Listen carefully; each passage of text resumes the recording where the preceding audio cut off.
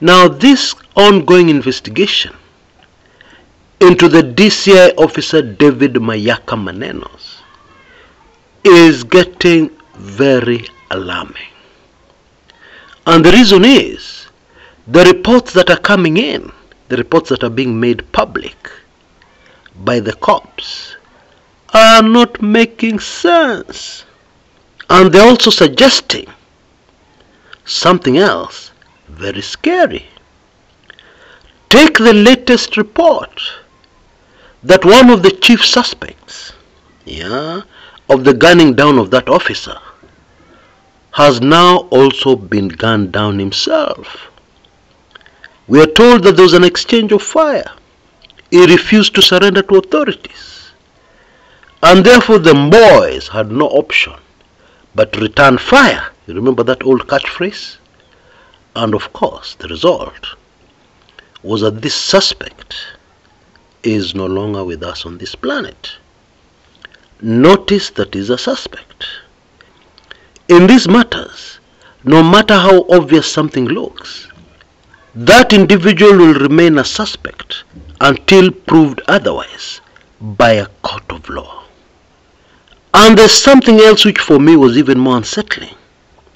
The speed at which the cops are able to link these suspects to past criminal activity, and even the tools they were using, or the arms, to past criminal activities. Now you know, ballistic science is not photocopy. It's not. It's not a question of putting a paper there and pressing a button, pop, you've gotten the results. No. Ordinarily, this science takes several days, 8 days, a week, sometimes longer. But in Kenya, it appears to be super fast. Immediately the police get hold of a weapon, in this case a pistol, pop, on the spot. This is the same firearm that was used in this and that, a whole string of past criminal activities. How did they know? What science are they using? It's just how this bunduki looks like. No, get serious. It can't be done like that. So why? Why is this happening?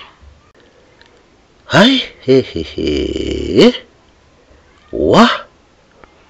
Now this raises quite a number of questions. What is happening here over this Mayaka issue? What is happening? And to date, very troubling, we still have not heard what the motive may have been. Because robbery, or a robbery gone wrong, does not fly in this instance. You know, if you go back to that video, and you're very observant, you will notice that Mayaka's wife was held back by one of those three men, as they did what they wanted to do.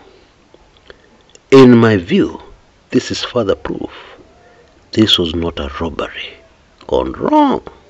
It was a hit. And then still, nobody is talking about the puncher. Now, as I've said in my earlier videos on this channel, I believe that an earlier case, something that happened in the year 2020 in our country, another officer, police officer, was affected. An AP police officer, a man called Kipyegon Kene. There is a link. There is some link between that Kene Manenos and this current Mayaka Manenos. If you've not caught that video, which I recommended in an earlier video I did, I believe yesterday, there is a link in the description area below. And also the tail end of this video, I'll put the same link. I highly recommend that you check it out. And especially the notes I have put in the description area, updating that video and giving you some information on where I believe the link is. It is super fascinating. Make sure you don't miss it. I don't know if it is just me, but I still can't get out of my mind what happened in late March this year.